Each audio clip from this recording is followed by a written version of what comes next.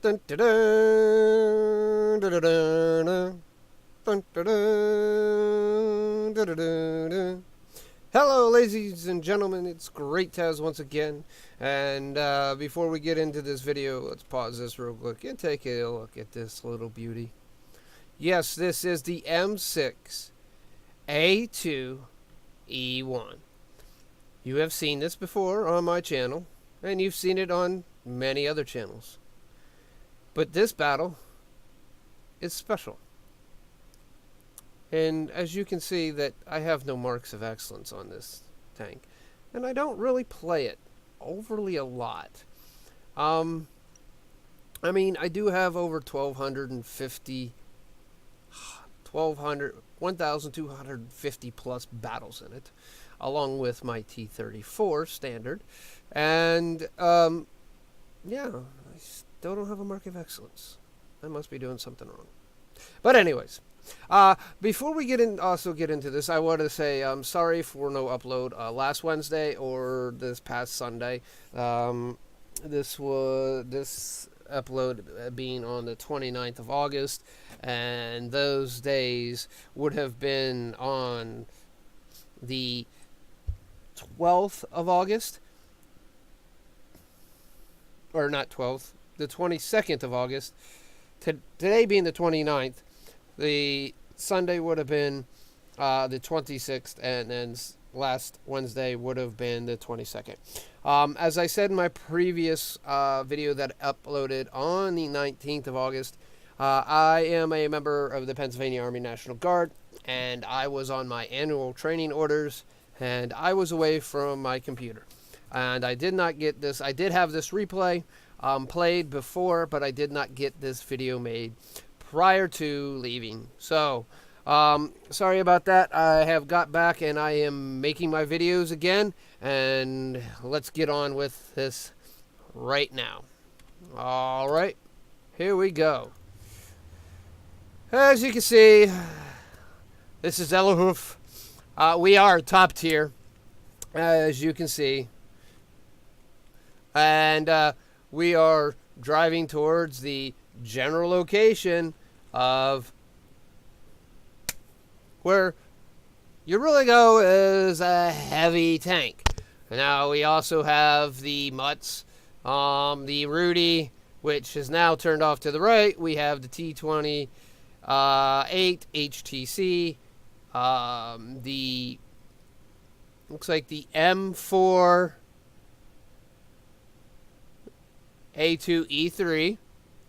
There's the Panther M10, the fake M10 tank that's a Panther, premium. And then behind us we have the VK3001H, T29, and the KV3. And as you can see, the action has already started down in the south. Our Hellcat got the first kill on their Hellcat, and our E25 is doing the scouting. You know. This is a tier 8 battle. Again, like I said, we are top tier, and it's not often, it's more or less this tank will get tier 9 battles.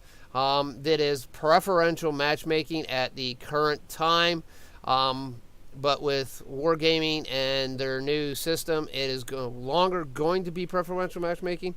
As you can see here, we're taking shots from behind, but we're taking it right to these T-34-85s because really and honestly, they can't do much to us. I mean, they're shooting HE and can't pen us. We've been hit by the P-43 BIS and still haven't taken any damage. There's another HE from the T-34, another AP, and we're just going to rectify them two little tier 6s and decimate them. All right, so we completely own this corner now. With the T-34-85s being decimated. Here we're going to turn this tank around this corner. I'll run into the Tier 8 M6A1 Revolance. It has a 105mm cannon, but it too bounced off our beautiful armor. And that's the nice thing about the M6A2E1. It does have some powerful armor. and it runs around with a beautiful 105. It is also the same 105 that is the top gun on the T-29, which we are now ramming into. He does not have it, per se. And then it's also the same 105 that is on the T-32. The thing about this is also the T-29's turret. It's a modification of the T-29's turret. This tank was an M6 that got the T-29's turret put on it and the 105, and it was a test for the turret and a test. Oh, look, that Biss was trying to run away, but he didn't get far. We just took him out and made sure to make short work of him. All right, well, we were going to turn around and take short work of the guy behind, the Rudy, the M449, but that didn't happen. You see the St. Emile over there. Only tanks that have not been spotted so far are the artillery. Of course, they're always that way. And it looks like we're going to run into Zeller Maracas, their Tier 7 Black Prince, 25K, 2500 WN8 player. And we're just going to say, hello, nice to meet you, but you're not going to do anything to us. Oh, look, the only damage we've taken so far is from an HE round, and that is from Artie. Now, the big bad thing about the M6 is the long reload. It has a really long reload for a Tier 8, but it has great for Tier 8 against Tier 8s and even 9s. It has really good penetration. It has really good damage. As you can see here, with standard rounds, we're hitting 320 and 198 pen, and then we hit the 2 key, we're pumping it up to 320. Still 320 damage, but we're hitting 245 penetration. And there goes another penetration right through the AT-8. We're just walking and crushing whatever comes in front of us. Again, take a round from artillery, and we'll take out the AT-8 too. All right, Artie decided to hit us. So, again, the only damage that we've taken is from artillery. Being a slow tank, I know there's one artillery over there. I think the artillery is over there, and the St. Emile's down there. The 304 is dead, thankfully. I am going to head up towards the corner here, and that is because I'm not fast enough to beat the mutts way over there. I'm going to kind of angle that way and kind of go through the cap, and maybe in hopes that, you know, Artie will take a shot and then expose himself. I'm pretty sure he's way over there by the mutts, but I'm going up to the corner just to be on the safe side when I was playing this game. And as you can see, the mutts, the P43, the mutts is over there, and like I said, I was pretty sure that's where the 43 was because of how he hit me right in that gap of over there in the rocks in C7. He hit me in the gap, and it was a direct straight into the front of my tank hit, and I knew that he couldn't have been up north. So there the mutts decides he's going to suicide to get the kill, but that's all right. In the end, it's a victory. And that's part of my issue. I can say I've done it myself to get that final kill.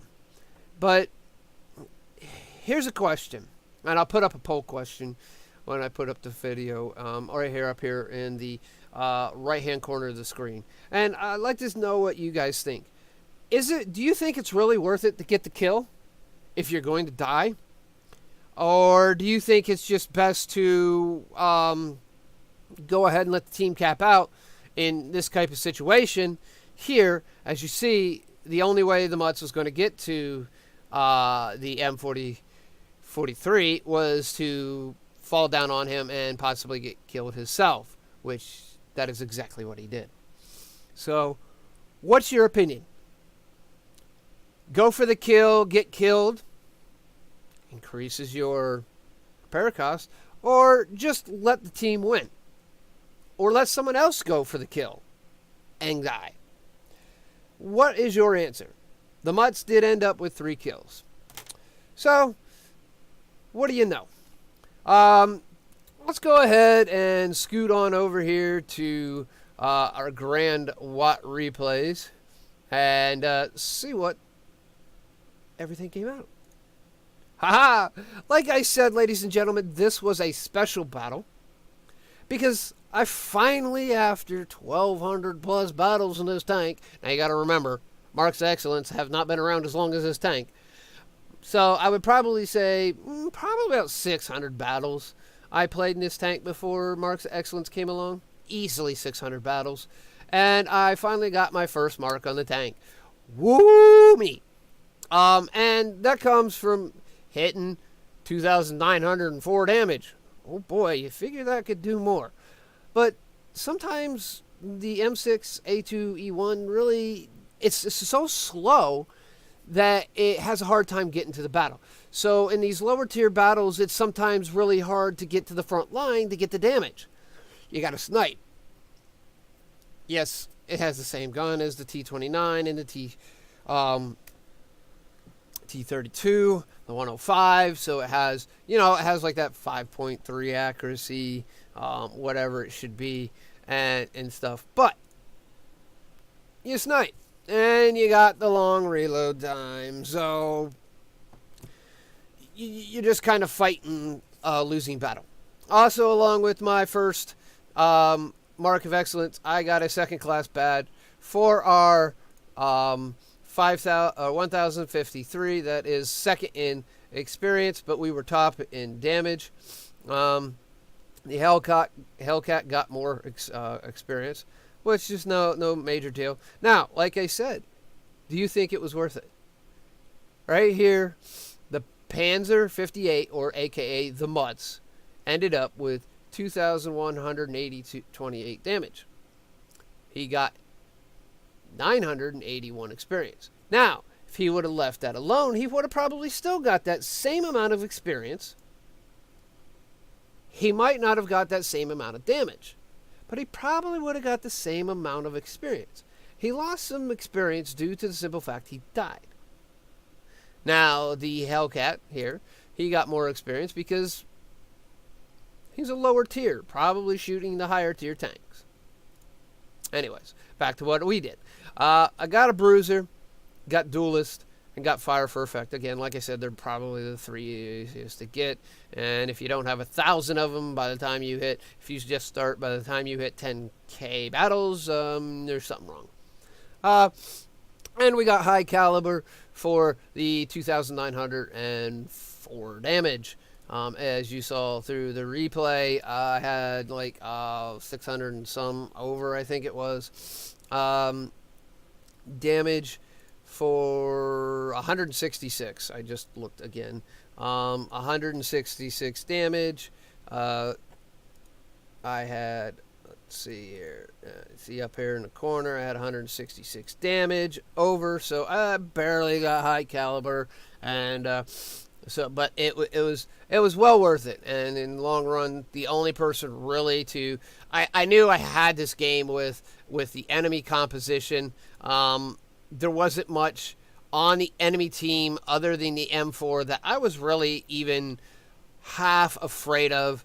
The Revelais doesn't have the armor the M6A2E1 does.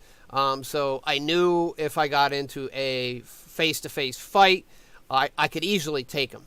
And the Artie was the 4043 was the only other threat I was worried about. And that was mainly if he was all the way up in A0, up there, or on the A line, up there behind their cap, and shooting down along the A line and hitting me, which he was not. He was all the way down on the 0 line where I blipped.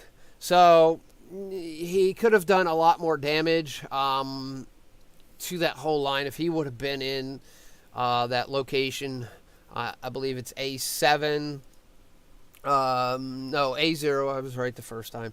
In the A0 location and actually firing down the A line, he would have had a lot more damage. He didn't do bad at 1259. I'll give him props. And who knows, he probably saw that his north flank was collapsing, and he just started moving over there, and every time he was loaded, turned around, fired at the first target he had opportunity, and then turned around and kept running. That is a tactic that some Artie players do. I keep saying that's really not a great thing. I think we did fire a few gold rounds. I'm not 100% sure, So we spent $1,860 on ammunition. Again, this is a premium tank, so the repair cost is low, along with the boost in credits. So we had 110,000 after repairs and credits. We came out with almost 89,000. This was a first battle of the day. Our base experience for a premium account was 1580. It was a ×2, and we got 150 for it being a premium vehicle tier. I'm not sure why it says tier, but it was a premium vehicle. So we got 158 there. So we got 3,318 total experience, which will all go right into the crew training that I have doing on this tank. And this is my, actually, I believe my 57 crew is on this. 57 crew plus 2 other people, just because this had 6 and the 57 only has 4. You know, kind of get some goofy thing going on, but whatever. I really hope everyone enjoyed this replay. I like to keep grinding forward, playing tanks, and learning new things and doing new things. And I like to show you, I like to show everyone how I do, and maybe people can learn something. As you can see, being top tier, a heavy tank, I'm not a super heavy. I have good armor. I have like 193 frontal on my frontal glacis upper, and I think that's basically what the well, we'll go see. Take a quick look. It is a heavy tank. It is a tier 8. It is right here. All right, so you know, here yeah, we have 191 on the turret, and then 229 or 191 on the hull, and then 229. So the 3485s, we're gonna have a hard time penning my tank. And all in all, so you know, and that's why I just jammed them right into the corner, and I just kept shooting down on them because I was getting their soft top turret armor, and I did have some help from the tanks behind me, but I wasn't allowing those two to move. That's why I continued to push into them. As long as I continued to push into them, they couldn't move their tanks, and I locked them into that position, and I made it impossible for them to get away. As you can see here, where's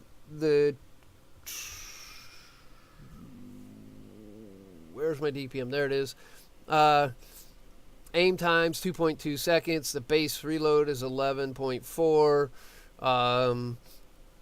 So it's an alright tank. It has its ups, it has its downs. If you can use its armor, angle it just slightly. The problem is for some reason a lot of people seem to they seem to be able to go through the side even when you're side scraping, which is really kind of annoying. I mean, it's 66.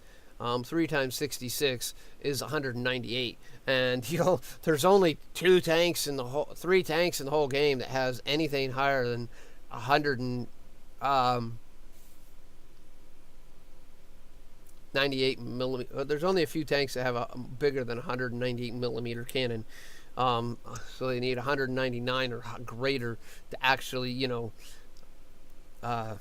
be able to overmatch the sides. But it always seems that the sides just get beat. And the lower glacis is definitely not 190. As you can see here, it's only 56. It has that low point of 56 down there. So if you're doing your angling, I mean, you can get it effectively higher, but you're still gonna have a lot of overmatching. So it's just one of those kind of funny things. It gets overmatched. You know, I mean, there are weak spots like the right here underneath. There's your weak spot. It's 25 millimeters. So if this puppy's peeking around the corner, you shoot right up underneath the sides, and you'll go 25 millimeter, and you'll go through every time. And as you can see here, the armor. even at this angle, at 105 millimeter, has 100% chancing of penning. It's kind of crazy. So, you know, it is what it is. And that's all it is.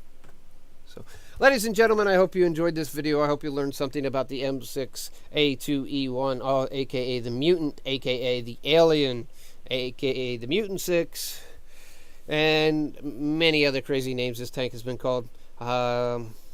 With that, if you like this video, please give it a thumbs up. If you don't feel you need to, go ahead and give it a thumbs down.